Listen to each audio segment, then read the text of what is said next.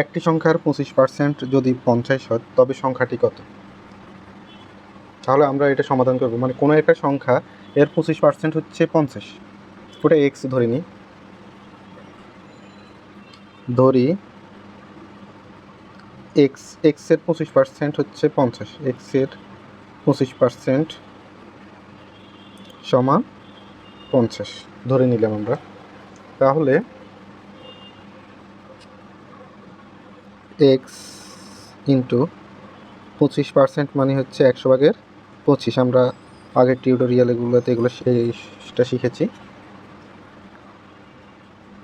বা x equal 50 25 × 100, এই সমীকরণের নিয়ম অনুযায়ী হয়েছে। ভাগ করলে হবে 25 দুগুণে 50 সমান 200, উত্তর হবে 200, উত্তর 200। অর্থাৎ 200 এর 25% হচ্ছে 200 এর 25% হচ্ছে 50, যেমন এই যে আমরা দেখাচ্ছি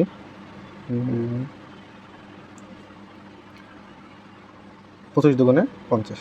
এটাই ছিল প্রশ্ন, অর্থাৎ আমরা সংখ্যাটা বের করে নিলাম এক্সের মাধ্যমে।